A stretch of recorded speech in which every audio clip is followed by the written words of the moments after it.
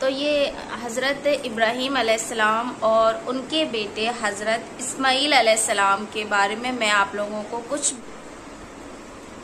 बिस्मिल्लाहिर्रहमानिर्रहीम अस्सलाम वालेकुम, welcome back to my YouTube channel. कैसे हैं आप सब?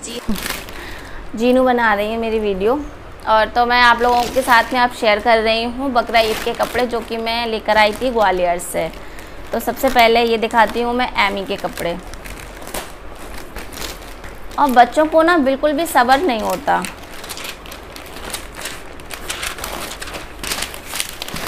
ये देखें,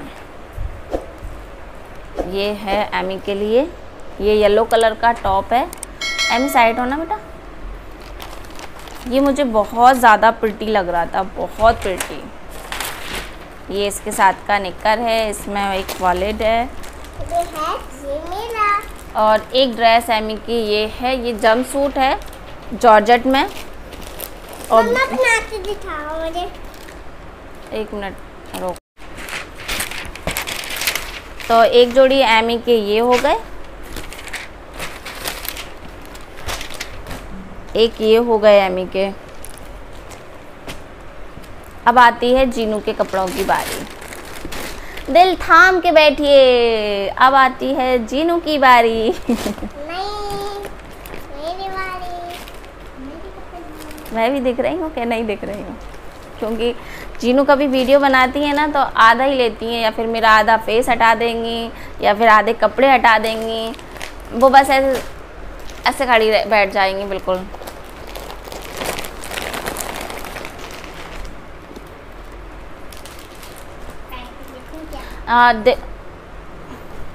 मैं ना जीनू मुझे ऐसा क्यों लग रहा है कि वीडियो बन नहीं रही?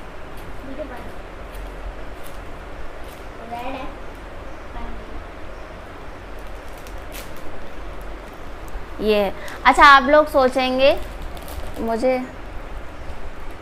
आप लोग सोचेंगे कि ईद में ऐसे शॉर्ट बट मैं ईद के लिए इन लोगों के लिए ड्रेस बनाने वाली थी। तो मैंने सोचा था, मैंने इन लोगों को दिलाए नहीं। और अभी शादियां भी आने वाली हैं और ईद में इनकी नानी ने इन लोगों को पैसे भेजे थे ना, तो वो मैंने ईद पे इन लोगों को कपड़े नहीं दिलाए थे। तो एक एक जोड़ी मैंने फिर इन लोगों को कपड़े अभी दिला दिए और फिर एक फ़्रॉक लेकर आई हूँ। इसके लिए मैं जंप सूट नहीं लेकर आई, इसके लिए मैं शॉर्ट फ्रॉक लेकर आई हूँ। शॉर्ट नहीं है बट ठीक है, ज़्यादा नहीं है। इसके लिए मैं ज़रूर सोच रही थी लेगी ला दूँगी, तो लेगी मैं ला नहीं पाई।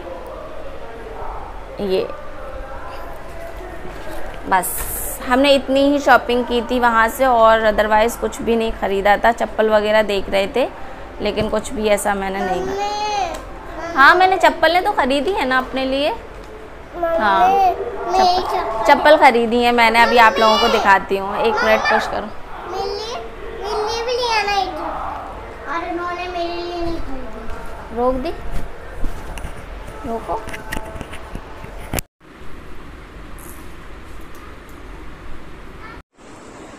बिस्मिल्लाहिर्रहमानिर्रहीम अस्सलाम वालेकुम। तो जी आप लोग सोच रहे होंगे फिर से बिस्मिल्लाह अस्सलाम वालेकुम क्यों? बिकॉज अब मैं फ्री हुई हूँ जस्ट अभी काम से। तो मैंने सोचा आप लोगों के साथ कुछ बात की जाए और किस हवाले से मैं आप लोगों से बात करना चाह रही हूँ वो तो आप लोगों को खैर पता ही होगा, क्योंकि हम जो यूट्यूबर हैं वो सबसे पहले अपनी मेन बात को टाइटल में ज़रूर रख देते हैं। अंदर हम कुछ भी बोले लेकिन हाँ मेरा टाइटल हमेशा मेन होता है। जो मैं टाइटल रखती हूँ उसी के बेस पे आप लोगों को वीडियो बताती हूँ।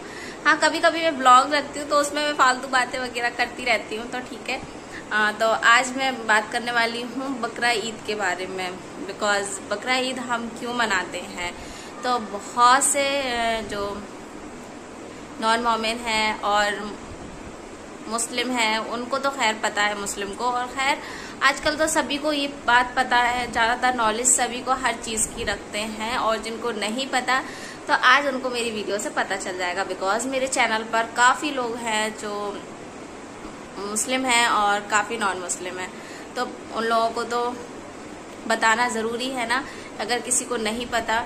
क्योंकि मतलब दिल में ख्याल आता ही होगा कि हम कुर्बानी क्यों करते हैं, बेज़बान जानवर को क्यों ज़िबा करते हैं, उनकी कुर्बानी क्यों देते हैं, और ये मतलब क्या सिलसिला है, कैसे स्टार्ट हुआ ये सिलसिला, किसकी वजह से हम लोग ये चीज़ करते हैं और और इसको ईद की तरीके से मनाते हैं और बहुत खुशी के तरीके से भी मनाते हैं।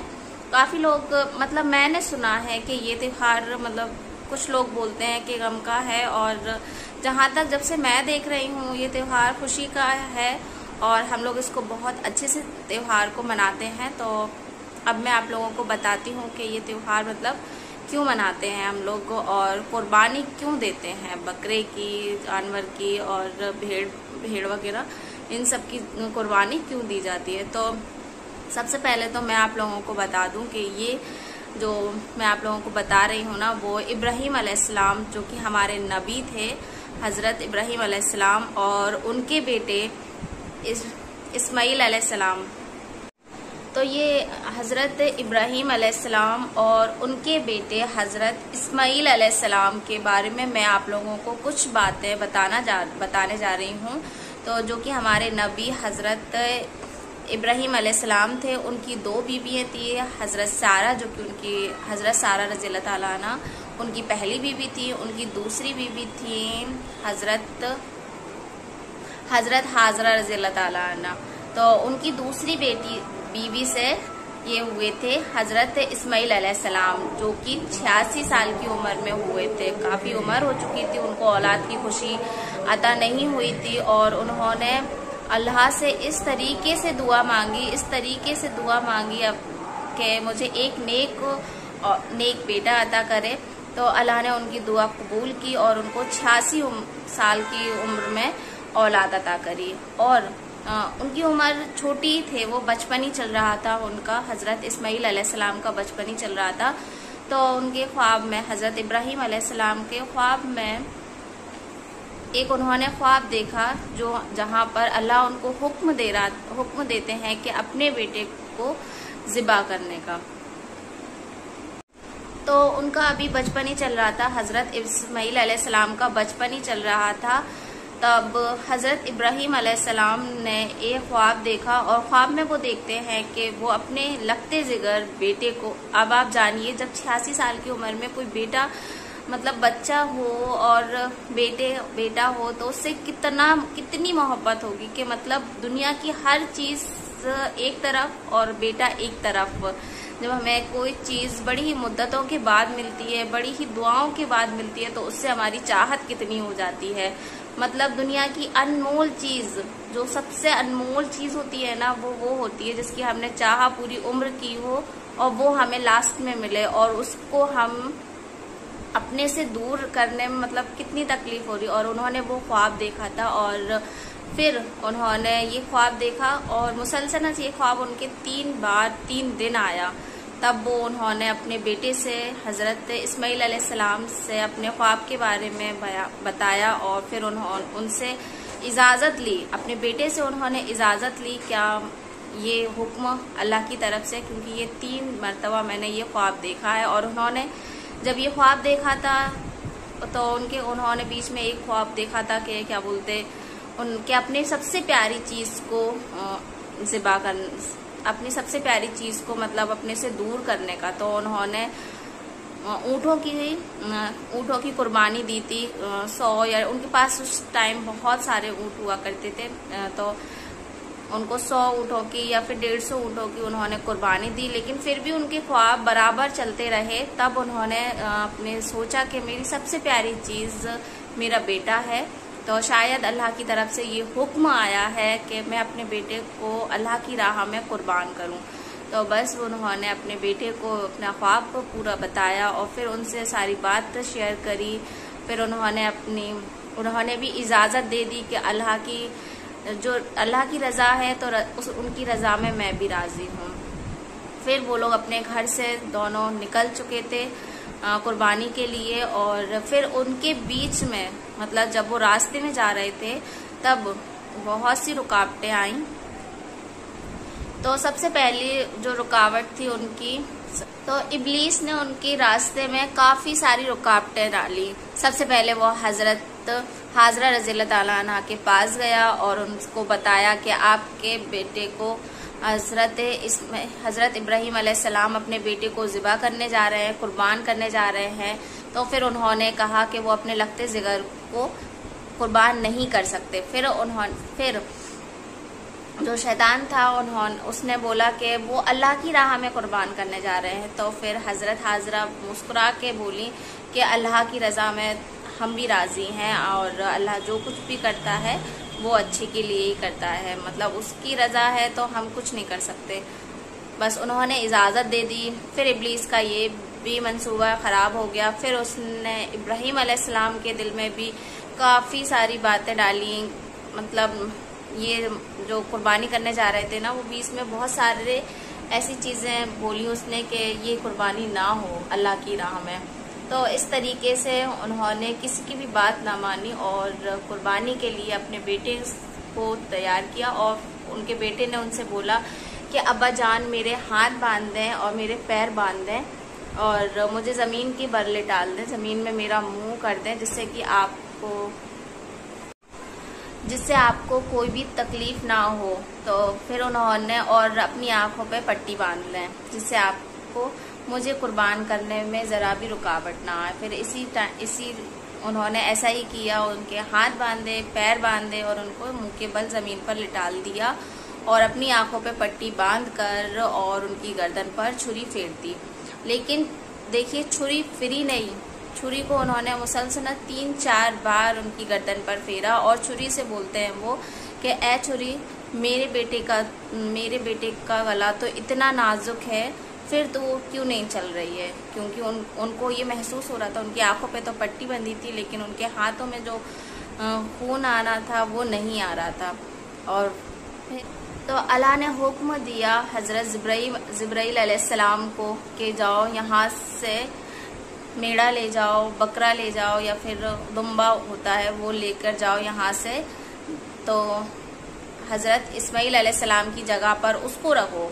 तो फिर उन्होंने वो जन्नत से एक मेढ़ा लेकर आए और उसको हज़रत इस्माईल अलैहिस्सलाम की जगह पर रखा और हज़रत इस्माईल अलैहिस्सलाम वहाँ से हट गए और फिर छुरी अपने आप चल गई। छुरी को भी हुक्म हो चुका था, छुरी भी चल गई और उनके हाथों पर जो गर्म खून था वो गर्म खून उनके हाथों पर लगा। फिर उन्होंने आंखों पर से पट्टी हटाई, तब उन्होंने देखा कि हाँ, और उनका बेटा जो था ना वो सही सलामत खड़ा हुआ था और वहाँ पर दुम्बा जो है ना वो कटा हुआ रखा था। तो बस इसी सुन्नत को हम आज तक करते चले आ रहे हैं। ये अल्लाह के हुक्म से ही बराबर होता चला आ रहा है। जब ऐसा हुआ था तब से ही हम सभी लोग बकरा ईद को मनाते हैं।